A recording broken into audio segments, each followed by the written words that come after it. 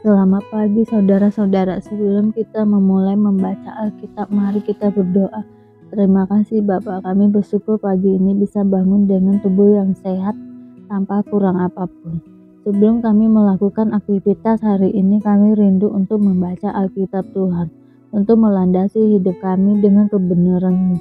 Oleh sebab itu kami semakin hari semakin berkenan di hadapan-Mu Tuhan. Urapilah setiap kami Tuhan, di dalam nama Tuhan Yesus. Haleluya. Amin.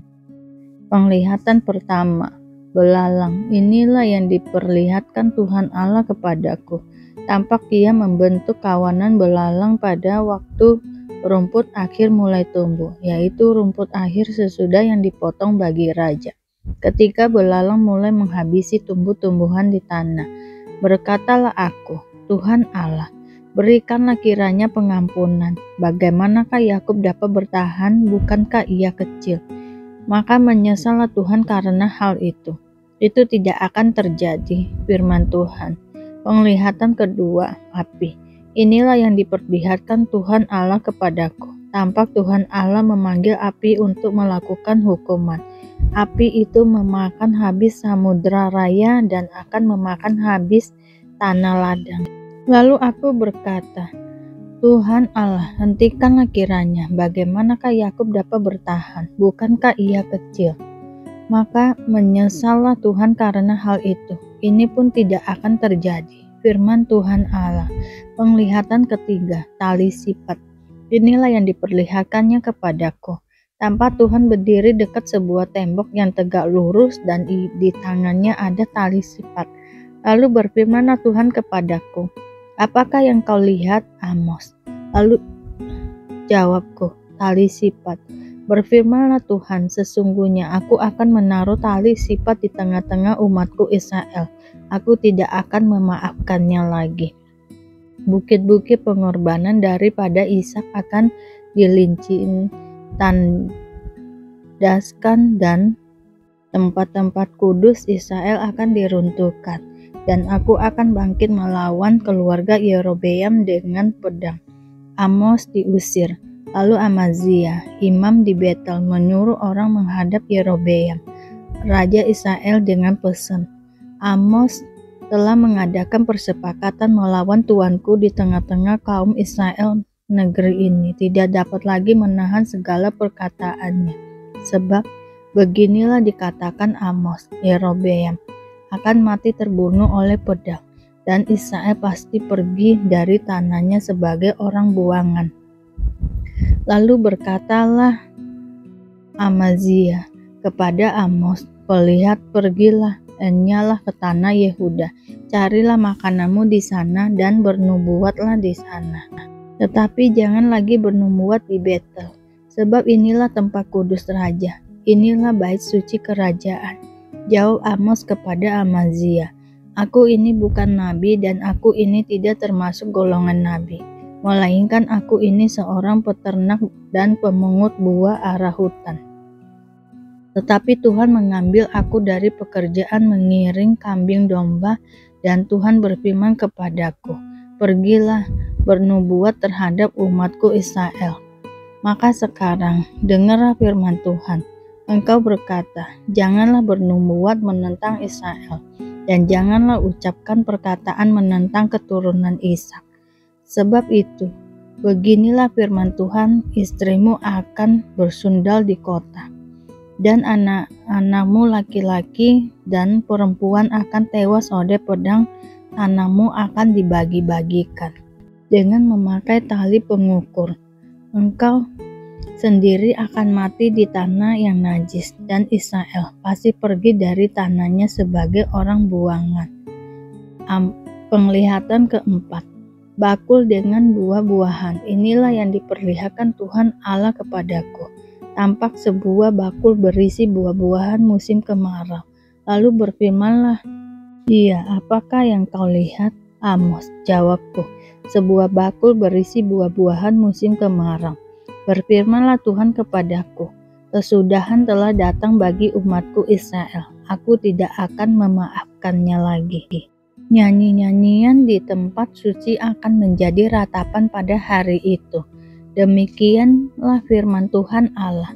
Ada banyak bangkai kemana-mana orang melemparkannya dengan diam-diam.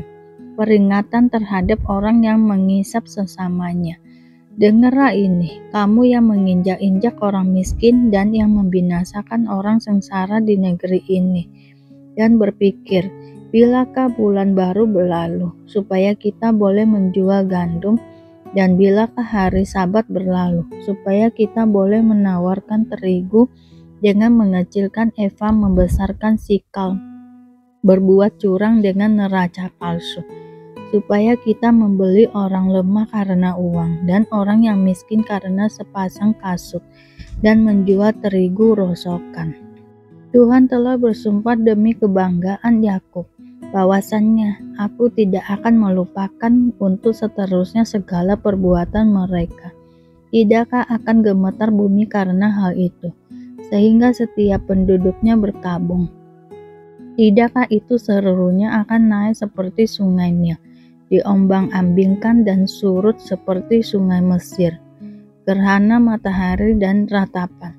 Pada hari itu akan terjadi, demikianlah firman Tuhan Allah, aku akan membuat matahari terbenam di siang hari, dan membuat bumi gelap pada hari cerah. Aku akan mengubah perayaan-perayaanmu menjadi perkabungan, dan segala nyanyianmu menjadi ratapan. Aku akan mengenakan kain kabung pada setiap pinggang, dan menjadikan gundul setiap kepala. Aku akan membuatnya sebagai perkabungan karena kematian anak tunggal, sehingga akhirnya menjadi seperti hari yang pahit pedih, lapar dan haus.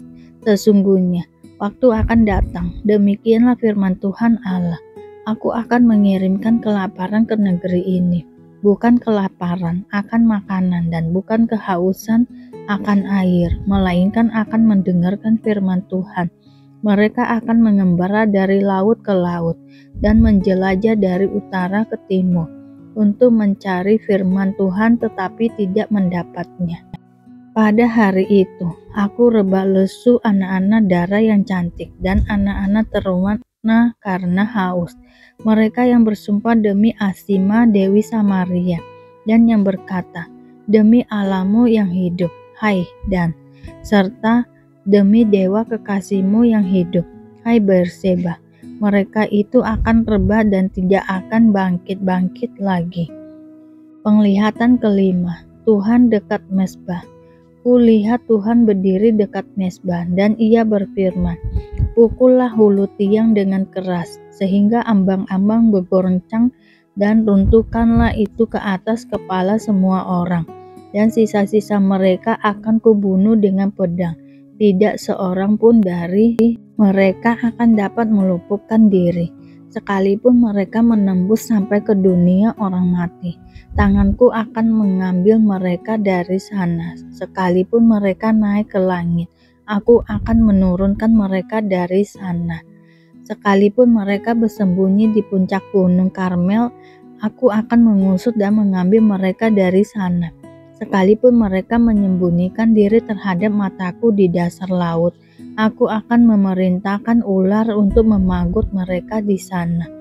Sekalipun mereka berjalan di depan musuhnya sebagai orang tawanan, aku akan memerintahkan pedang untuk membunuh mereka di sana. Aku akan mengarahkan mataku kepada mereka untuk kecelakaan dan bukan untuk keberuntungan mereka. Tuhan Allah semesta alam yang menyentuh bumi sehingga bergoyang dan semua penduduknya berkabung dan seluruhnya naik seperti sungai Nil dan surat seperti sungai Mesir, yang mendirikan anjungnya di langit dan mendasarkan kubunya di atas bumi, yang memanggil air laut dan mencurahkannya ke atas permukaan bumi. Tuhan itulah namanya. Bangsa pilihan ditolak Allah. Bukankah kamu sama seperti orang Ethiopia bagiku, hai orang Israel? Demikianlah firman Tuhan. Bukankah aku telah menuntun orang Israel keluar dari tanah Mesir, orang Filistin dari Kaptor, dan orang Aram dari Kir? Sesungguhnya Tuhan Tuhan Allah sudah mengamat-amati kerajaan yang berdosa ini. Aku akan memunahkannya dari muka bumi, tetapi aku tidak akan memunahkan keturunan Yakub sama sekali. Demikianlah firman Tuhan. Sebab sesungguhnya aku memberi perintah dan aku mengiraikan kaum Israel di antara segala bangsa, seperti orang mengiraikan ayak, dan sebiji batu kecil pun tidak akan jatuh ke tanah. Oleh pedang akan mati terbunuh semua orang berdosa di antara umatku yang mengatakan malapetaka itu tidak akan menyusul dan tidak akan mencapai kami. Pada hari itu aku akan mendirikan kembali pondok Daud yang telah roboh. Aku akan menutup pecahan dindingnya dan akan mendirikan kembali reruntuhannya. Aku akan membangunkannya kembali seperti di zaman dahulu kala, supaya mereka menguasai sisa-sisa bangsa Edom dan segala bangsa yang kusebut milikku. Demikianlah firman Tuhan yang melakukan hal ini. Sesungguhnya waktu akan datang, demikianlah firman Tuhan, bahwa pembajak akan tepat menyusup penuai dan pengirik buah anggur penabur benih. Gunung-gunung akan meniriskan anggur baru dan segala bukit akan kebanjiran. Aku akan memulihkan kembali umatku Israel. Mereka akan membangun kota-kota yang licin tandas dan mendiaminya. Mereka akan menanami kebun-kebun anggur dan minum anggurnya. Mereka akan membuat kebun-kebun buah-buahan dan makan buahnya.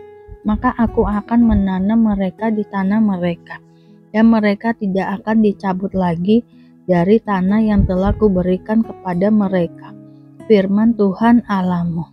Sikap Paulus. Aku, Paulus, seorang yang tidak berani bila berhadapan muka dengan kamu, tetapi berani terhadap kamu bila berjauhan. Aku memperingatkan kamu demi Kristus yang lemah lembut dan ramah. Aku meminta kepada kamu, jangan kamu memaksa aku untuk menunjukkan keberanianku dari dekat. Sebagaimana aku berniat bertindak keras terhadap orang-orang tertentu yang menyangka bahwa kami hidup secara duniawi. Memang kami masih hidup di dunia, tetapi kami tidak berjuang secara duniawi. Karena senjata kami dalam perjuangan bukanlah senjata duniawi, melainkan senjata yang diperlengkapi dengan kuasa Allah, yang sanggup untuk meruntuhkan benteng-benteng. Kami mematahkan setiap siasat orang dan merobohkan setiap kubu yang dibangun oleh keangkuhan manusia untuk menentang pengenalan akan Allah. Kami menawan segala pikiran dan menaklukkannya kepada Kristus. Dan kami siap sedia juga untuk menghukum setiap kedurhakaan bila ketaatan kamu telah menjadi sempurna. Tengoklah yang nyata di depan mata kamu. Kalau ada seorang benar-benar yakin bahwa ia adalah milik Kristus, hendaklah ia berpikir di dalam hatinya bahwa kami juga adalah milik Kristus sama seperti dia. Bahkan, jikalau aku agak berlebih-lebihan bermegah atas kuasa yang dikaruniakan Tuhan kepada kami untuk membangun dan bukan untuk meruntuhkan kamu, maka dalam hal itu aku tidak akan mendapat malu. Tetapi aku tidak mau kelihatan seolah-olah aku menakut-nakuti kamu dengan surat-suratku.